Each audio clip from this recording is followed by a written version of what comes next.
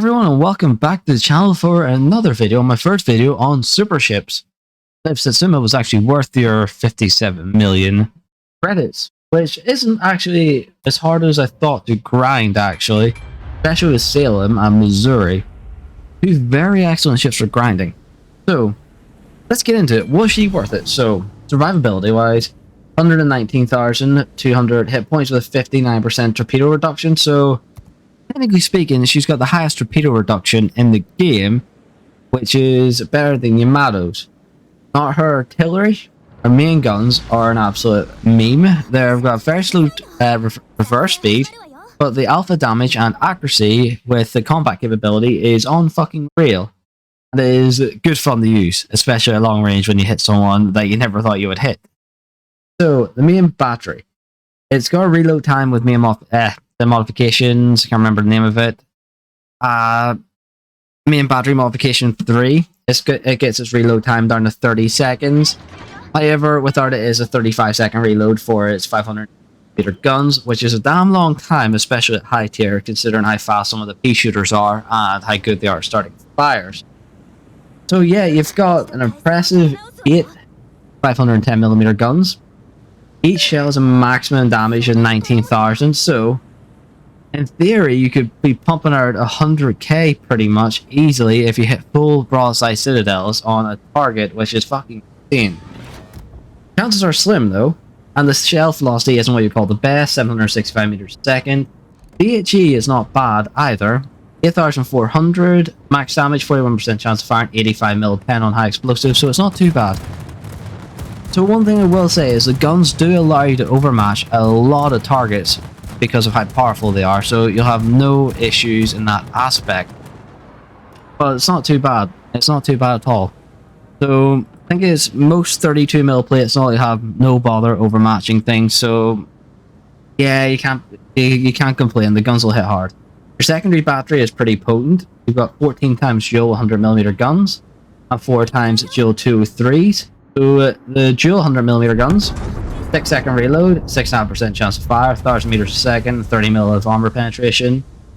And the dual 203s are essentially the guns from the upgraded Mogami and Tone.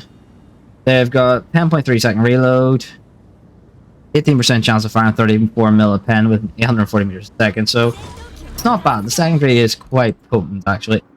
For airstrikes, you get the H6K, you get 2 attack flights, each drop 2 depth charges with 4,900 max. So not really too bad. It's AA. You get 30 times triple 25, 20 times dual 40mm twin mounts.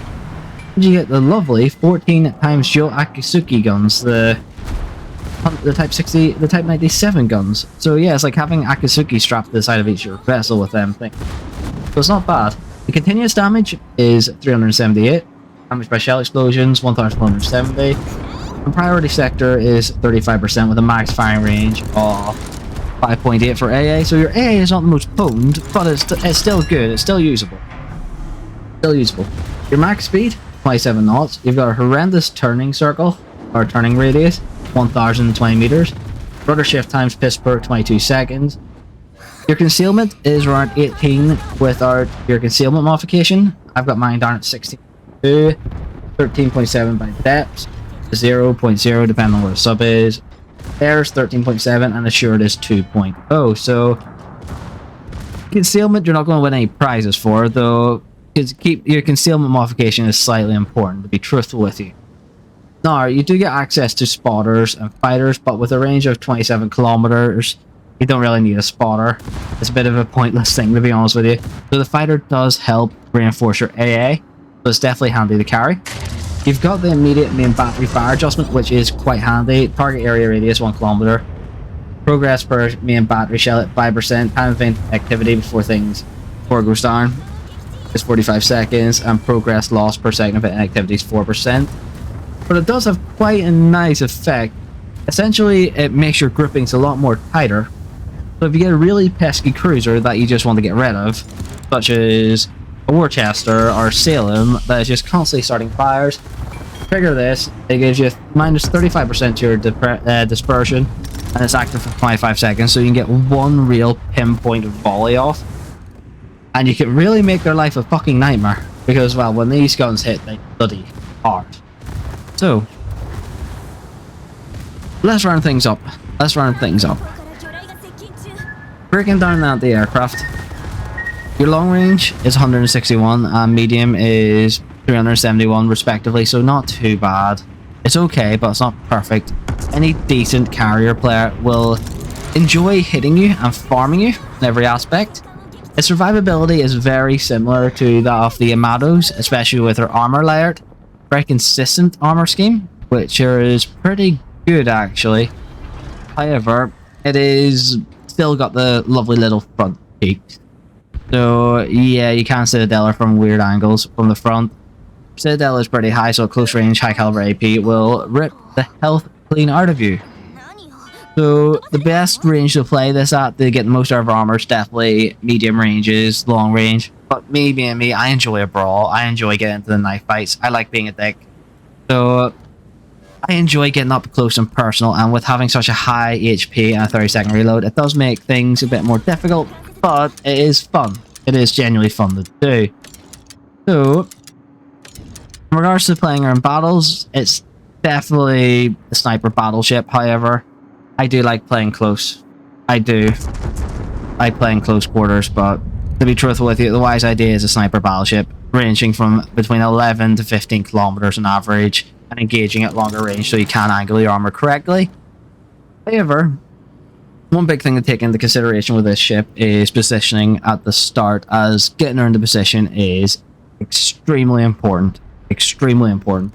As the turret to first is piss poor, her turning circle is horrendous, and her speed is not very good. Getting her up the speed is fucking nightmare.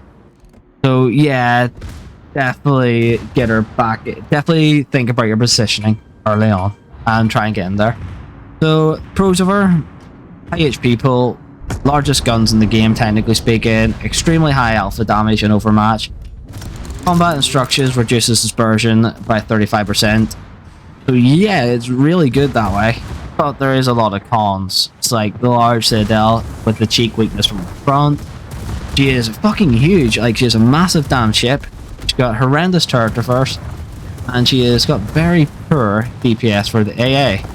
Now, the optimal configuration for the ship is main armaments 1, damage control systems 1, aiming systems modification 1, damage control system modification 2, concealment systems 1, and main battery modification 3. However, because I like secondary builds, I reinforced my AA survivability, my secondary survivability. So I went for auxiliary armaments modification 1, damage control modification 1, secondary battery modification 1, damage control modification 2, concealment expert, and main battery modification 3, as main battery modification 3 is pretty much a necessity for this vessel.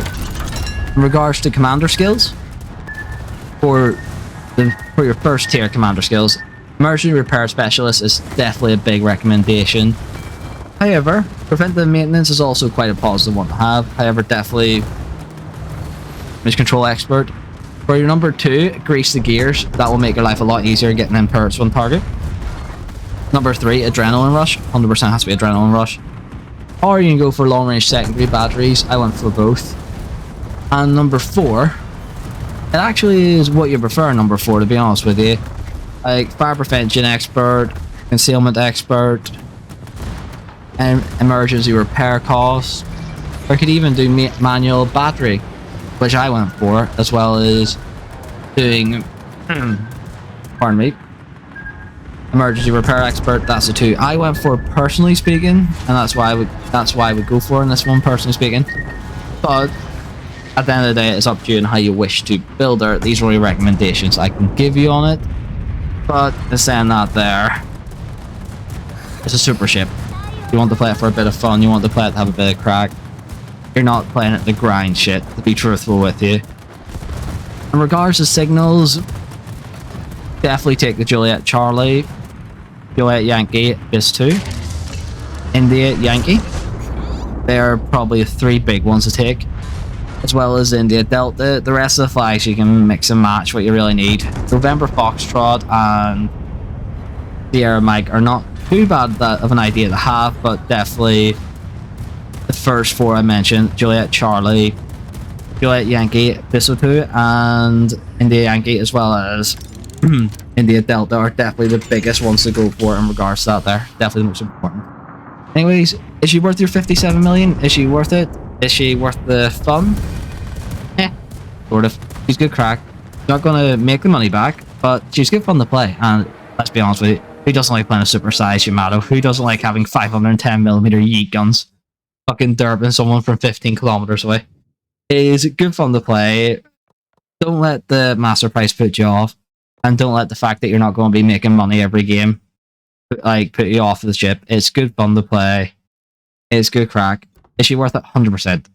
100% is she worth it just for the fun of it. Anyways, with that, everyone, thanks again for watching.